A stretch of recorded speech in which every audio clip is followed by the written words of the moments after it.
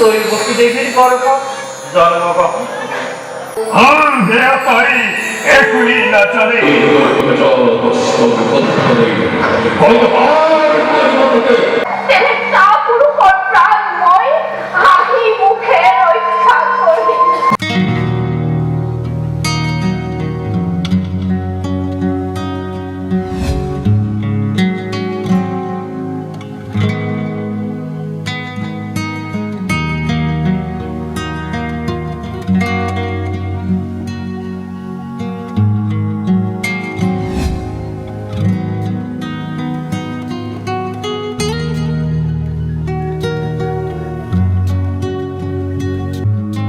Good morning friends, সুপ্ৰভাত বন্ধুসকল।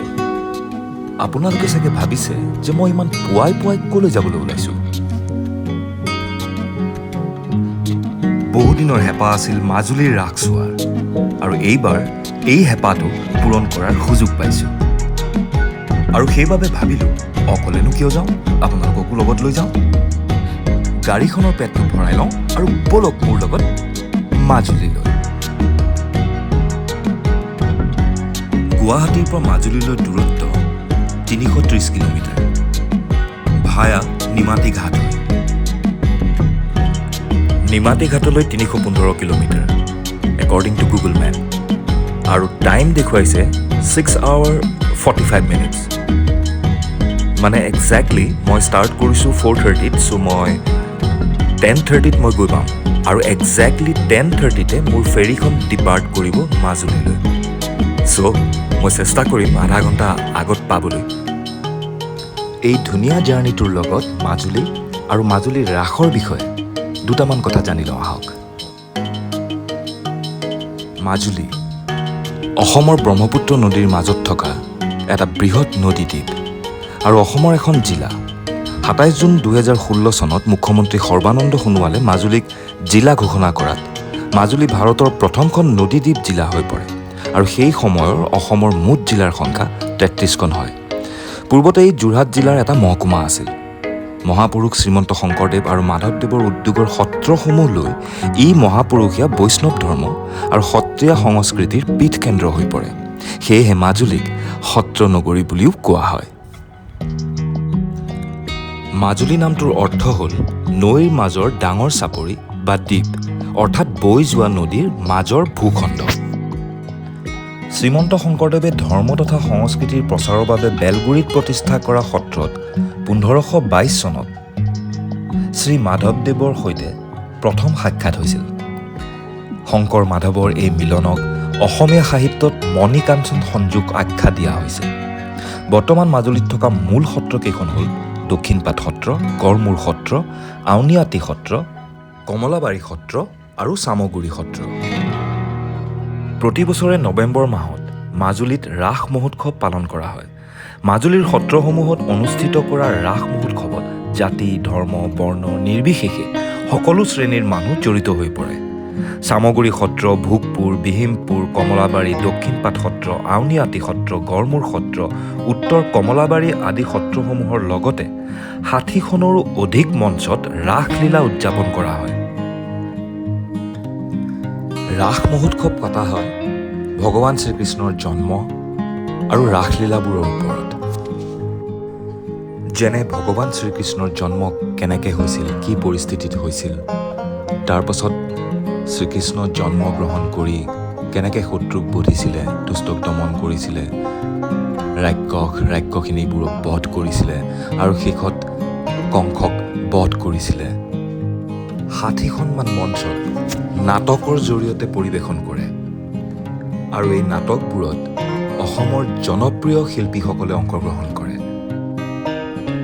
প্ৰত্যেক বছৰে ৰাস কমিটিয়ে অসমৰ বিশিষ্ট শিল্পীসকলক আমন্ত্ৰণ জনায় নাটবোৰত ভাও ল'বলৈ। অসমৰ ব্ৰহ্মপুত্ৰ নদীৰ বুকুত অৱস্থিত মাজুলী হ'ল পৃথিৱীৰ বৃহত্তম নদীদ্বীপ।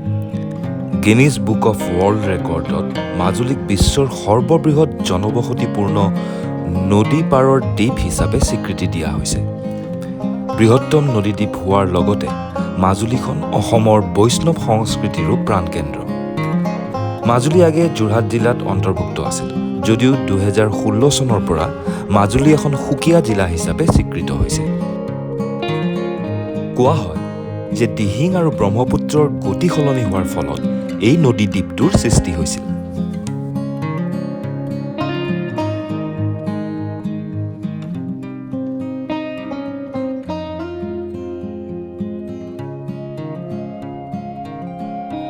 নিমাতীৰ পৰা মাজুলীৰ বিভিন্ন স্থানলৈ থকা ফেৰীঘাটসমূহ হ'ল কমলাবাৰী, অফলামুখ, শালমৰা, ফুলনি, দক্ষিণপাট, চুমৈবাৰী আদি। যোৰহাট চহৰৰ পৰা ফেৰীৰে মাজুলীত উপস্থিত হ'বলৈ প্ৰায় 3 ঘণ্টা সময়ৰ প্ৰয়োজন হয়। বৰ্তমান গুৱাহাটীৰ পৰা মাজুলীলৈ লখিমপুৰ ঢকুৱাখানা পথ হৈ পোনপটীয়া নৈশ বাছ সেৱাৰো ব্যৱস্থা আছে। দক্ষিণপাট সত্ৰ প্ৰতিষ্ঠা কৰিছিল বনমালীদেৱে। এই সত্ৰত বিশেষকৈ বৰগীত, মাটি আখৰা, সূত্ৰধাৰ, ওজাপালি, সত্ৰীয়া নৃত্য অথবা নৃত্য আদি চৰ্চা কৰা হয়। গড়মূৰ সত্ৰত শৰৎ ঋতুৰ শেষৰ ভাগত ৰাস উৎসৱ পালন কৰা হয়। এই সত্ৰত সংৰক্ষিত অৱস্থাত বৰতাপ পোৱা যায়। লক্ষ্মীকান্ত দেৱে এই সত্ৰ প্ৰতিষ্ঠা কৰিছিল। আউনীআটী সত্ৰ প্ৰতিষ্ঠা কৰিছিল নিৰঞ্জন পাঠকদেৱে। ইয়াত পুৰণি শিল্প, পাত্ৰ, অলংকাৰ, হস্তশিল্প আদি সংৰক্ষণ কৰি ৰখা হৈছে। আউনীআটী সত্ৰ পালনাম আৰু অপ্সৰা নৃত্যৰ প্ৰাণকেন্দ্ৰ। কমলাবাৰী সত্ৰ প্ৰতিষ্ঠা কৰিছিল বদুলা পদ্ম আটাই। কমলাবাৰী সত্ৰৰ নাও শিল্প পৰ্যটকৰ বাবে আকৰ্ষণৰ কেন্দ্ৰবিন্দু। বেঙেনাআটী সত্ৰ শংকৰদেৱৰ মাহীমাকৰ নাতি মুৰাৰীদেৱে প্ৰতিষ্ঠা কৰিছিল। আহোম স্বৰ্গদেউ গদাধৰ সিংহৰ সোণৰ ৰাজকীয় বস্ত্ৰ, সোণৰ ছাতি এই সত্ৰত সংৰক্ষিত হৈ আছে। চামগুৰি সত্ৰ শ্ৰীমন্ত শংকৰদেৱে সৃষ্টি কৰা বৰগীত, মাটি আখৰা, সত্ৰীয়া নৃত্য নতুবা নৃত্য, নন্দীতুংগী সূত্ৰধাৰী, ওজাপালি, অপ্সৰা নৃত্য, কৃষ্ণ নৃত্য আৰু দশৱতাৰ নৃত্য আদিৰ বাবে প্ৰখ্যাত। চামগুৰি সত্ৰ মুখা শিল্পৰ বাবে বিখ্যাত। মাজুলীৰ লোকসকল প্ৰধানকৈ কৃষি নিৰ্ভৰশীল। মাজুলীত উদযাপন হোৱা বিভিন্ন প্ৰকাৰৰ ধান, মৎস্য পালন, দুগ্ধ উৎপাদন, মৃৎশিল্প, হস্ততাঁত, নাও শিল্প ইত্যাদি হৈছে মাজুলীবাসীৰ অৰ্থ ব্যৱস্থাৰ মূল ভেটি। হস্ততাঁত গাঁও অঞ্চলৰ লোকৰ বাবে অন্যতম জীৱিকাৰ উপায়। মাজুলীৰ অধিবাসীসকল নাও বোৱাত পাকৈত। মাজুলীৰ প্ৰতিখন গাঁৱৰে প্ৰাণ কেন্দ্ৰস্বৰূপ নামঘৰত নাম কীৰ্তন কৰাৰ উপৰি বিভিন্ন সামাজিক আলোচনা, মেল মিটিং আদি কৰে। মাজুলীৰ অন্যতম প্ৰধান আকৰ্ষণ প্ৰকৃতিৰ ৰূপ লাৱণ্য। শীতকালৰ পৰিভ্ৰমী চৰাইৰ বাবে মাজুলী এক আশ্ৰয়স্থল। পৰিভ্ৰমী চৰাইসমূহৰ ভিতৰত বৰীয়া হাঁহ, চাইবেৰিয়ান ক্ৰেন, পেলিকান আদিয়ে প্ৰধান। এয়া যোৰহাট বাইপাছৰ পৰা নিমাতী ঘাটলৈ সোমাই যোৱা পথ। আৰু কিছু দূৰ যোৱাৰ পাছতেই নিমাতী ঘাট পাম। তাতে মোৰ ফেৰী টাইমিং 10:30 আছে আৰু এতিয়া 10 বাজিবলৈ 5 মিনিট বাকী আছে। আপোনালোকৰ লগত কথা পাতি পাতি বৰ ধুনীয়া সময়ত আহি পাইছোহি।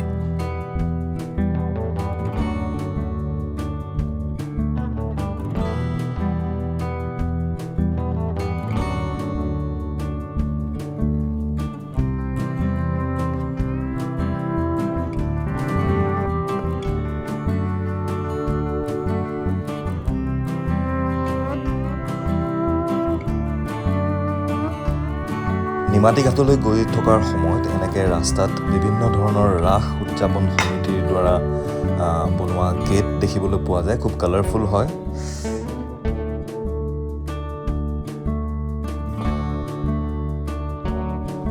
এয়া মোৰ ফেৰীখনৰ মূল ঘাটটোত আহি পাইছোহি। ইয়াত এতিয়া মই টিকেটটো কালেক্ট কৰিব লাগিব। তাৰ পাছত মোৰ গাড়ীখন ফেৰী ভিতৰত সোমাম।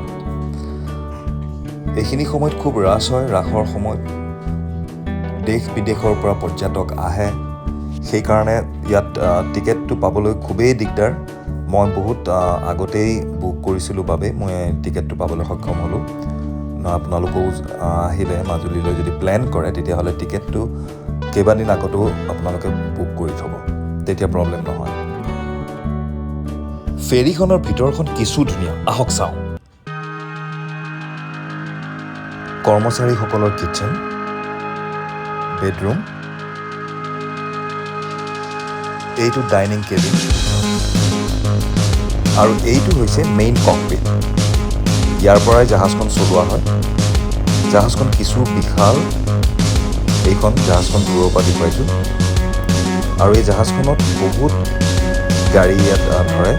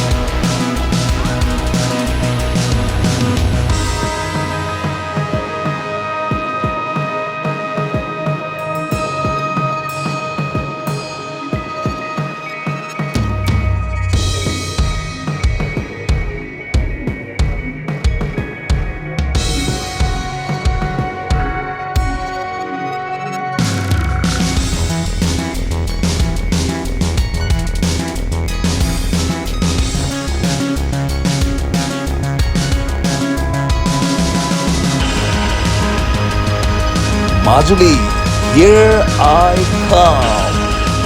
মাজুলীত প্ৰৱেশ কৰিলোঁ।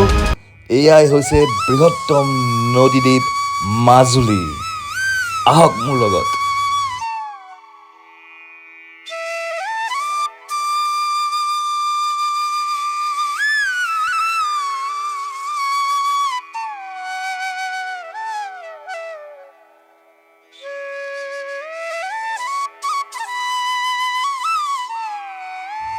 মাজুলীত এইখিনি সময়ত চাৰিওফালে এক উৎসৱমুখৰ পৰিৱেশ হৈ থাকে। আৰু এই ধৰণৰ সাংস্কৃতিক শোভাযাত্ৰা আপোনালোকে মাজুলীত এইখিনি সময়ত চাৰিওফালে দেখা পাব। খুব কালাৰফুল, খুব ৰঙীন শোভাযাত্ৰা। এই ধৰণৰ প্ৰচেশ্যনছ তেওঁলোকে উলিয়ায়, য'ত নাম কীৰ্তন এইবোৰেৰে মুখৰিত হৈ থাকে মাজুলীখন।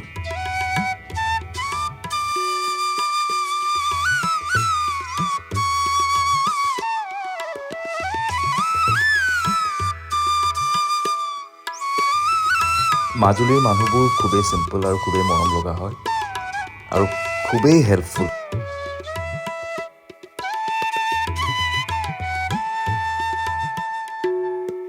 আহক ৰাস মহোৎসৱত আয়োজন কৰা নাটকৰ কেইটিমান দৃশ্য উপভোগ কৰোঁ।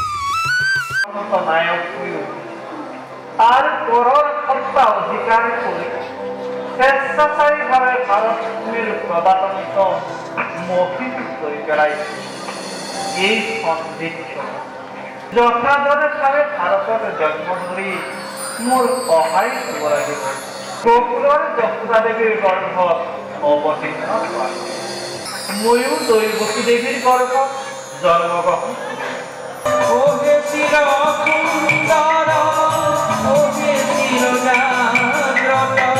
শ্রীকৃষ্ণ মুরারি দিয়া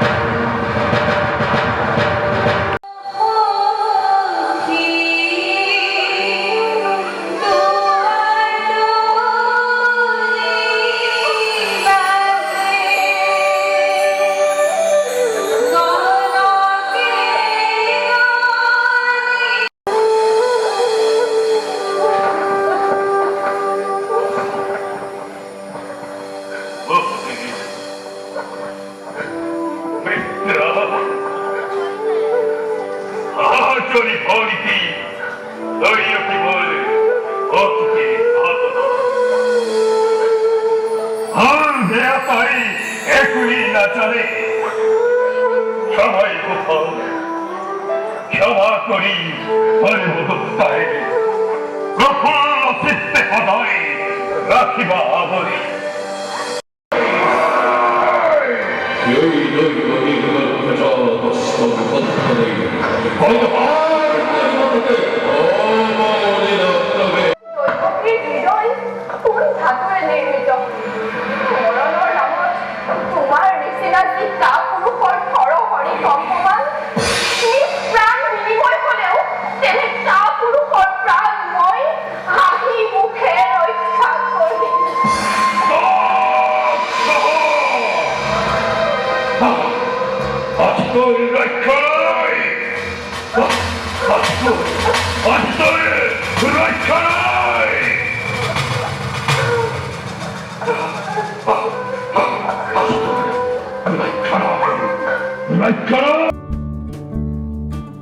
সময়ৰ অভাৱৰ বাবে ভিডিঅ'টো আৰু ভালকৈ বনাব নোৱাৰিলোঁ, তাৰ বাবে ক্ষমা বিচাৰিছোঁ।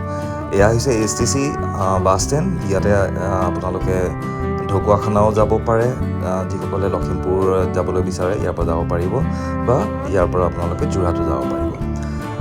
চ' অভিজ্ঞতা বিৰাট ভাল লাগিলে, খুব ধুনীয়া এনজয় কৰিলোঁ। খালি সময়ৰ অভাৱ আছিলে, সেইটো কাৰণে ভালদৰে গোটেইখন এক্সপ্ল'ৰ কৰিব নোৱাৰিলোঁ, চাব নোৱাৰিলোঁ। বাট আকৌ এবাৰ ইয়ালৈ অহাৰ আশা মনত বান্ধি ঘৰলৈ উভতিলোঁ।